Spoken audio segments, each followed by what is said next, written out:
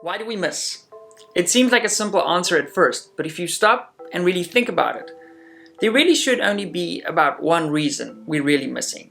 By the end of this video, I will explain my thought process and the variables that go into putting rounds on target effectively at long range. Before we dive into it, please make sure you are subscribed, you smash the like button. It really helps out the channel a lot. My channel is dedicated to sharing my knowledge and experience to make you a better shooter. So with that said, let's go.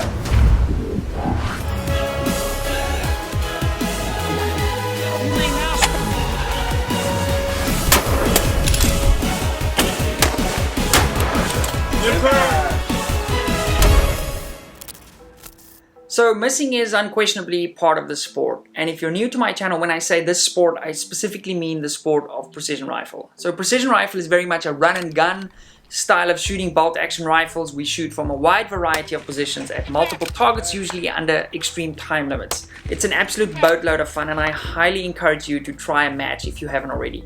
I really think it's one of the ultimate tests of a long-range shooter's ability to effectively handle himself and his rifle. You know, it's not just prone, we're moving, and you got to put rounds on target and do that effectively. Now for me, my weapon system of choice is my 6mm dasher built on a bat TR action with an IBI barrel that's housed in an MDT ACC, topped off with a Vortex Razor Gen 2 and an APW Raptor muzzle brake, and at the heart of that is a TriggerTech diamond trigger. Now this system is incredibly capable and certainly more accurate than I could ever be.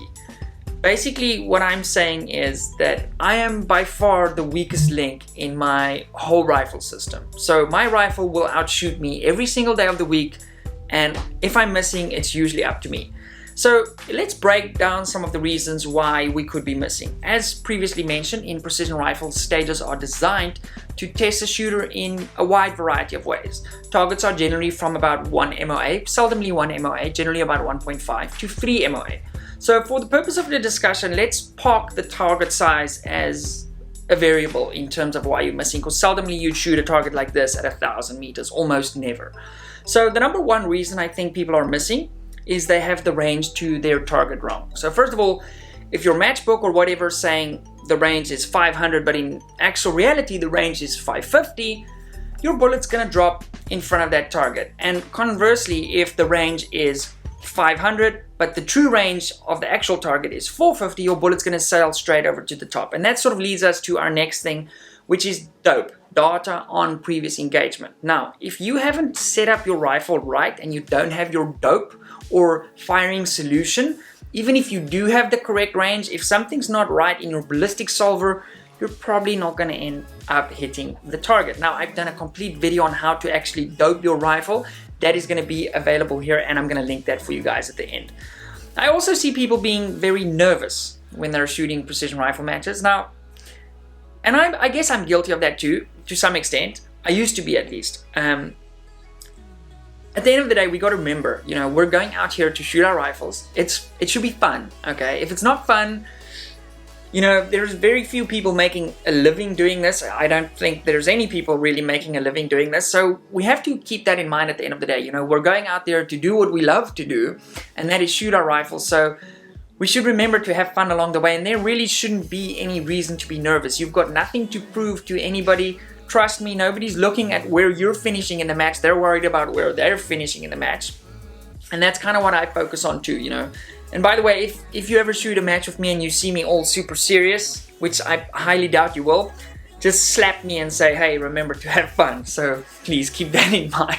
The next thing people really struggle with is time management. Okay, so figuring out how to do everything that's required of a shooter under tight time limits, as we mentioned before. And that includes building positions, finding your targets, getting your shots off. And what I see people doing is they end up rushing their shots. And that sort of leads into the other thing, which is because you're dealing with all these, you know, challenges and tasks while you're on a stage, we end up building bad positions because we got to deal with all of these tasks that are involved in shooting a precision rifle stage. So generally I see guys building really bad positions. They've got too many bags. You can clearly see there's no stage plan.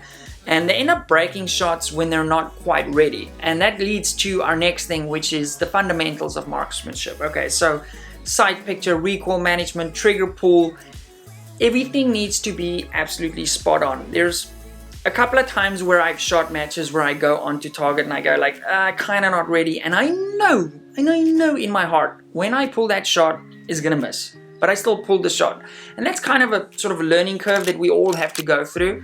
And eventually you'll get to a point where I sort of think I am now, where I don't shoot until I know it's going to be an absolute banker. Now you could execute pretty well on everything else, you know, build solid positions, everything. But if you're making mental mistakes, you know, you're shooting at the wrong target, you've got the wrong dope dialed on your scope, you're shooting them out of sequence, it can go pretty wrong pretty quickly. And this is sort of the one thing that generally costs you the most in matches, okay, because if there is an easy stage, let's for example say there's a tank trap stage with a target, you know, a generously sized target at 500 yards, most guys are going to do pretty well. So if you have the wrong dope dial, then you drop 3 shots before you realize it, or you don't realize it and you egg that stage, it's going to be very hard to catch up, because on a difficult stage, everybody's going to struggle. But if you make a mental mistake on an easy stage, it's very difficult to recover from that.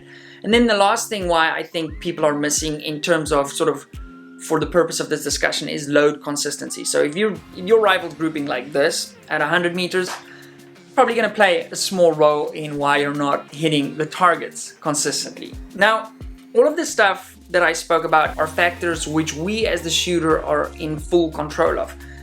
Now, while it's true that we miss 100% of the shots that we don't take, I don't like to really play that game anymore. I would much rather, you know, leave the firing line after having shot a stage and having executed 6 out of 8 shots absolutely perfectly, then generally rush through my stage, okay, be all over the place, but I would have gotten 8 out of 8 shots off and probably landed 4 out of 8 or 5 out of 8. So to help you guys nail sort of all of the above, I've actually put together an online training course where I share everything, you know, we deep dive into building positions, executing your shots well, stage planning, all of those things. And the course has really been designed to up your precision rifle game. So all of those links are down below.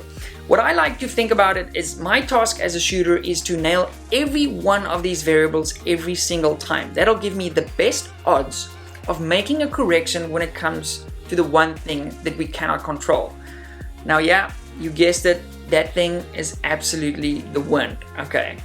Whether you're measuring the wind with a state-of-the-art Kestrel, okay, a ballistic solver, or you have a cheap little Amazon wind meter for $20 or whatever the case may be. The one thing you cannot do, affordably at least, unless you buy a really expensive laser wind meter that they use on the sail racing, but that's not even an option. So we have to take a fraction of the information that we do have, which is the wind at the shooter's location, okay, and make an assumption of what the wind is doing across the entire flight path of the bullet. Now, if you're new to long-range shooting, you might ask Pete, and this is a very good question, why would there be a difference in the speed of the wind between the shooter's location and that of the target? So wind is very much like water in this way. It gets affected by the terrain which it flows over. For example, if the wind is coming across a valley and it starts hitting an embankment, that wind will pick up speed as it accelerates up the slope of the mountain. Now, the wind at the shooter's location is the most important wind and will serve as a really solid baseline, okay? Because if we think about Newton's first law of motion, an object in motion will stay in motion. In other words, the initial effect of the wind on your bullet exiting the muzzle will cause a tiny deflection, okay? But because we're shooting at distance, that deflection, so if we're shooting straight towards us, if that bullet initially moves a little bit, as the flight path goes downrange, that deviation is going to continue to grow. So based on our initial assumption of wind speed, we're going to make what we call a wind call. Now, if you're new to long range shooting, this basically means if this is your target, taking the center of your crosshair, okay, and favoring the side of your target that the wind is coming from. In other words, if I had a strong left to right wind of, let's say, 27 kilometers per hour, my target's at 650 meters. For my dasher, I would need to hold 2.5 mil to the left of my target. So basically, while that bullet is in flight, it'll initially start off to the left of my target, but as the wind is pushing it, it's going to curve over and land into my target. So that actually brings us to another variable in the wind, and that is measuring the wind's direction. Okay, so misjudging the actual direction from which the wind is coming from is another massive mistake shooters make. So if we use this sort of clock system as a reference, so 12 o'clock's there, 9 o'clock's there, 3 o'clock and 6 o'clock, misjudging the wind by 1 hour, okay, which is 30 degrees, 360 degrees in a circle, okay, will cause absolute havoc on your firing solution. So if we take our 2.5 mil wind call from earlier and we change the wind direction by 1 hour from 9 o'clock to 10 o'clock, that would change our wind call by 0.3 mrad or 0.3 mil. So our new wind call is going to be 2.2. That is absolutely significant. So 1 mrad, 1 mil at 650 meters is 65 centimeters. Okay, so 2 rulers. So 0.1 mrad is 6.5 centimeters. So a 0.3 difference in your wind call on a 1 MOA target, which is roughly 19 by 19 centimeters, at that distance means your bullet will drift an entire target less than what you've calculated. You will therefore miss upwind as a result of misjudging the true direction that the wind is coming from by roughly a target. Okay, so a nice trick that I like to use is have a ribbon attached to my kestrel, so you'll often see guys holding it and you can see which way the ribbon is blowing. Another method that also works really well is if you have a spotting scope to actually look for mirage, okay, when the wind conditions are maybe not very apparent, and you can see the mirage boiling. Now what I like to do, I like to point that spotting scope into the direction of the wind, and as soon as you're looking straight into the wind, the mirage will appear to go straight up. So that's a really cool little tip. Yeah, and binoculars will work for this too. So the question is reading wind skill or luck? And honestly, I think it's a bit of both. I consider myself pretty good at reading the wind, but I've shot enough to know that there is only so much we can do. You know, there's an element of luck involved, and if you've shot enough, you kind of know that. But as with many things, I guess like Gary Player said, the more you practice, the luckier you tend to get.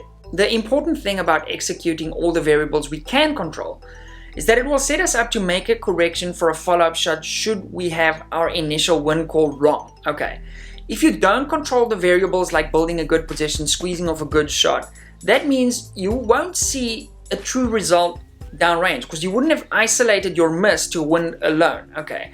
And you could potentially build in more or less wind into your correction for your follow-up shot if you had a bad first shot. So that's why it is vitally important to make sure you execute every shot correctly. In a future video, I will show you guys how I sort of cheat the wind, okay, when presented with multiple targets at different distances. So you want to make sure you're subscribed and not miss that. So in closing, if we focus on the things we can control, when we inevitably do miss, we will set ourselves up for a much better chance of making a correction. Focusing on executing all of your shots with good fundamentals will automatically lead to a better result and making you a better shooter. So with that said, miss on wind and nothing else, and I'll see you guys in the next one. Bye.